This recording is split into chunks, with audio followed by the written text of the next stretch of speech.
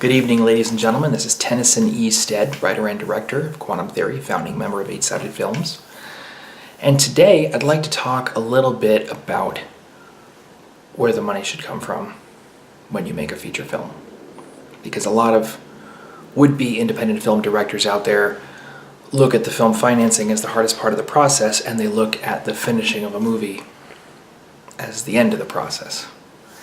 And one of the sort of ethics that Eight Sided Films brings to Hollywood from our theatrical background is that movies are for people. They're not for the director, they're for the audience. So ultimately, sitting people down and having them watch the movie is what completes the movie. And who are those people? Where are they? Why are they invested?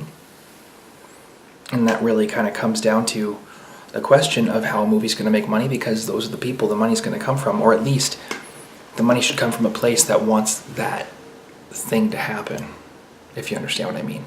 And when we talk about Quantum Theory being financed privately, I can't talk in great detail at all about how our finance process works, because the Securities and Exchange Commission has very strict rules about what would constitute an investment pitch, and you can't make investment pitches in public with people you don't know.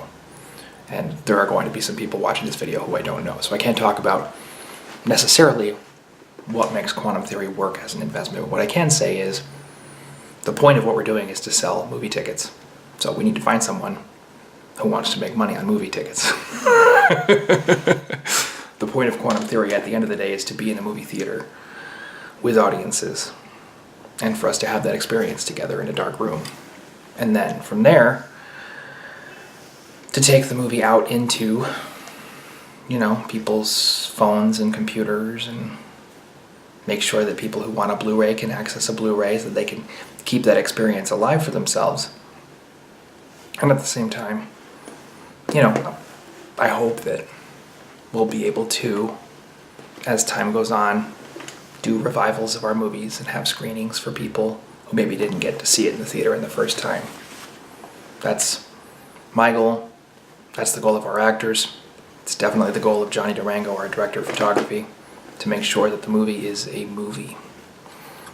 And now we come to the work that's beginning to consume a big part of 2018 for me, which is the movie about David Alan Rifkin, the fictional independent film writer and director that Gerard Marzilli and I have invented together over the course of the last several years. We've done video blogs, and David is basically everything that's wrong with Hollywood. And in the wake of both some timetable adjustments that we've made with Quantum Theory, and also the wake of the Me Too movement and all of the airing of sexual allegations that have been going on in Hollywood, and our concern has been, are we going far enough? Are we really getting into Hollywood's core accountabilities and our failures with those accountabilities in terms of shining a light that's going to make it impossible not to change the way this whole industry works? Is it really impossible right now to ignore the problem? And, well, the fear is that it's not. So we've written a movie.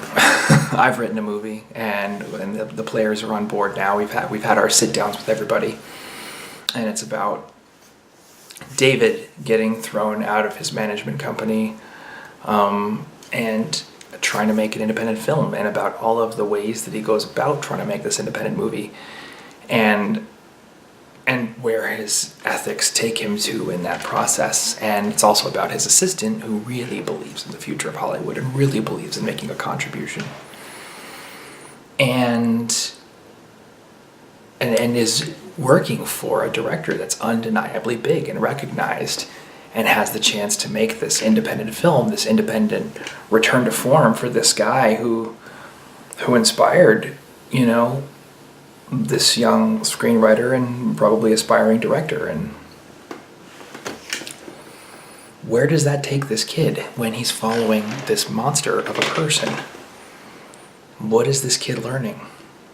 You know, and how do they adapt? Do they become the thing they're afraid of, or do they find a way to rise above it?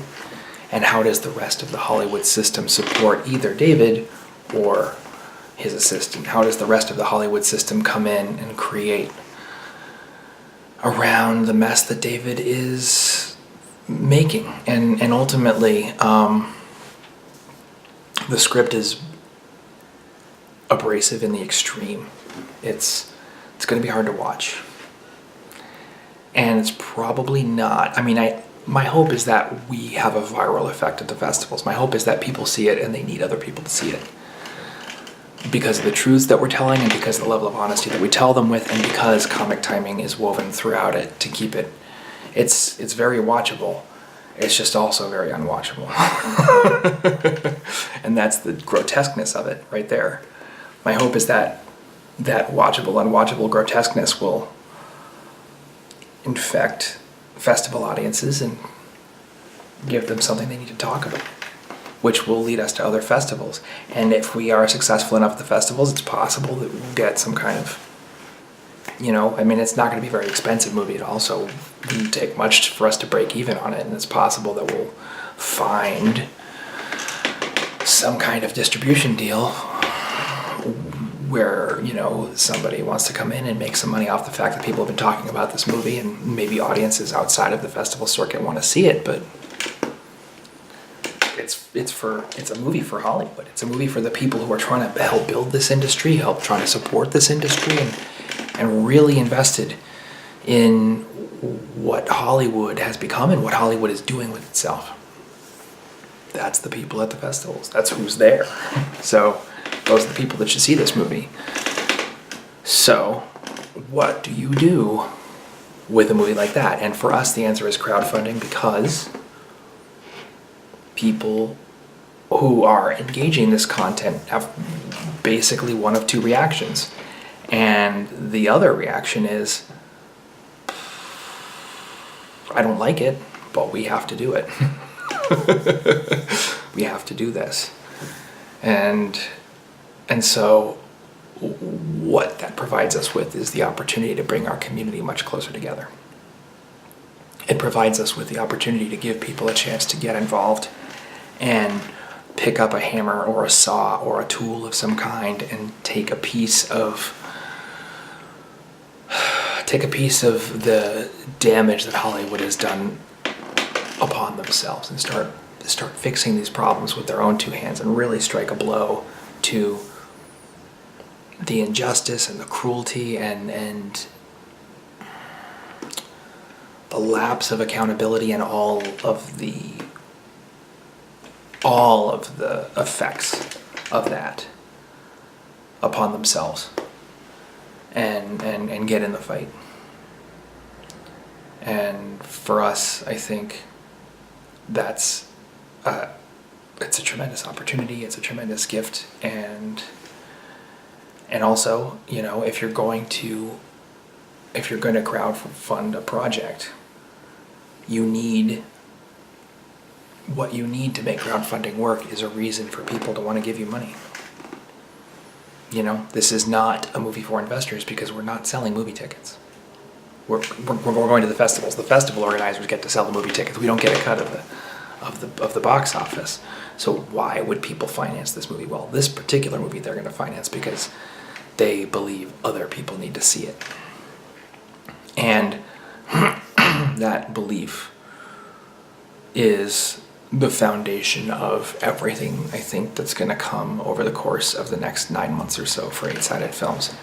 It's giving us a chance to provide real, valuable leadership to our community. It's giving us a chance to put something in front of people that lets them really hands-on tackle the problems that our industry is facing and do something positive and constructive about them.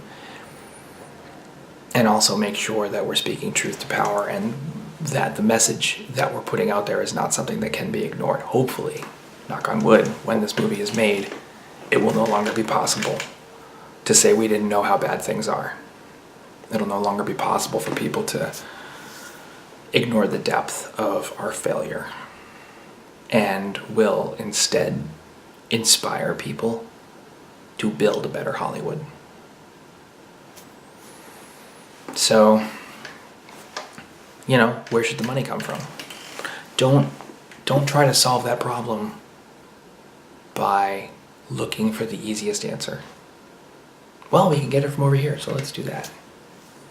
Don't do that to yourself, because where the money comes from should serve the overall goals of the project. In the case of quantum theory, we have a great plan for selling a lot of movie tickets. The money should come from someone who wants to make money on movie tickets. That's what it should come from, right? That's the simple answer to that question. And there's complexities within that, which I'm happy to discuss in person, but that's the basic idea.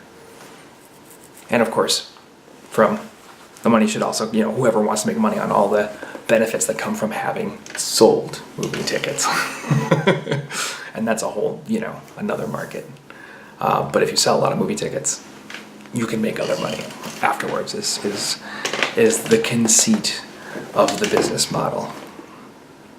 But if you sell enough movie tickets, it doesn't matter. That's how do you do that is the question driving the business of quantum theory and our other films in season. I'd say that's the business driving Man and Machine. That's the business driving Smash Girl and A Changeling Love Story. Making the Gamp, the David Allen Rifkin movie, where does the money come from? The money comes from whoever stands the most to gain if the movie is successful. And in the case of Making the Gamp, what makes this movie successful is that people at the festivals watch it and can no longer live with themselves. That's what we're going for. So, who stands to gain? We do as a community. So that's where the money has to come from. It's going to be an exciting year, you guys. There's a lot to share. This is just the beginning, but this is kind of one of the things that's been going on in my head, and we'll see what happens with the 8-sided blog over the course of the next couple months. There's some new actors I want to introduce you to. There's a lot. There's a lot to talk about, so we'll get started. All right, but it's going to be exciting. I'm glad you're here. Welcome, and welcome to 2018, and let's get to work. Have a good evening. Bye-bye.